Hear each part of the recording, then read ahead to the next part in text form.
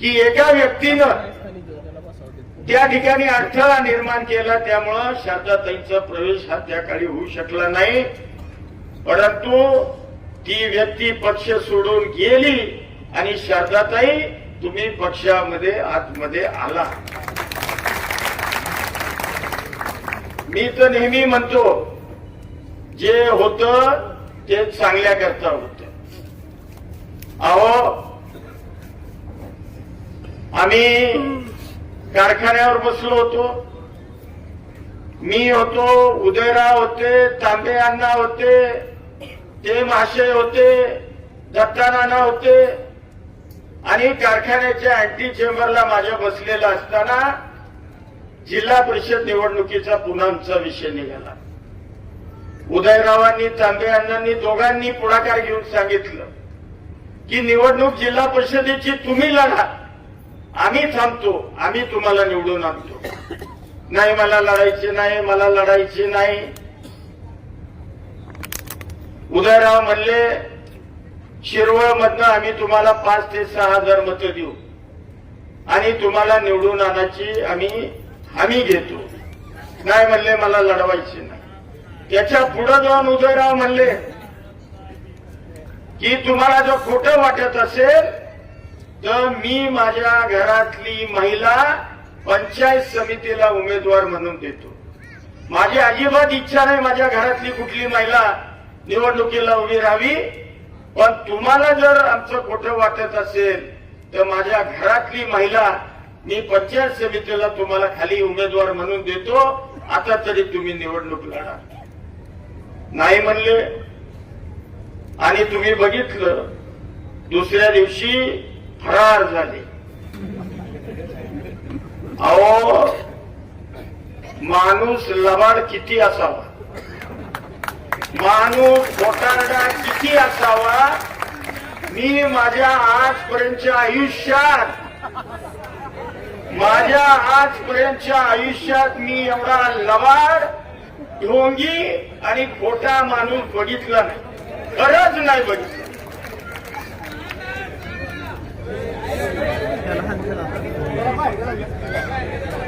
अहो माझ्याच काय डोक्यावर परिणाम झालता का काय कोणाकडं. अहो 2 वेळा माझ्या विरोधात लागला आणि दोन्ही वेळेला मी जवळ घेतलं.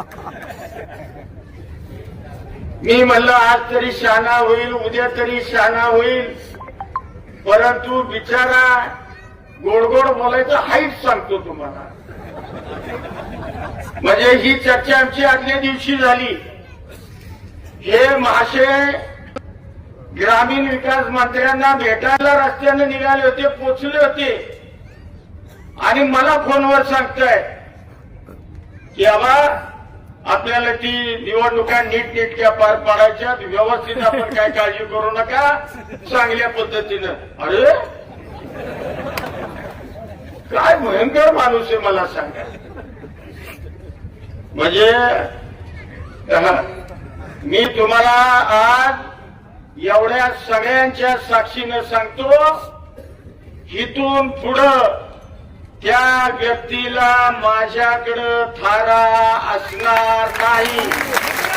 मी राजकारणात एक वेळ घरी बसेन, परंतु तुला आता माझ्याकडं थारा नाही नाही नाही.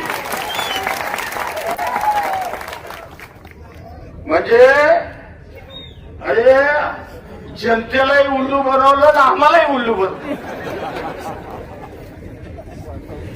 असो काय मगाशी उदयरावांनी उल्लेख केला, म्हणले 14 गावांना आता माशेक पाणी आणायला निघाले आणि मांढरदेवचा रस्ता करायला निघाले. हे बघा निवडणुका आल्या की बाहेरचे मंत्री येतात, नेते येतात, बोलतात आणि जातात,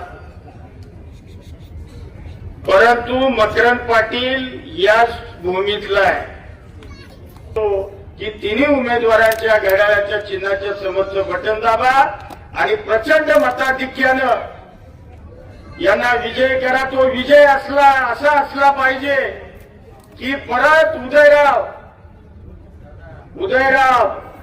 विजय असा असला पाहिजे की परत नाद नाही केला पाहिजे.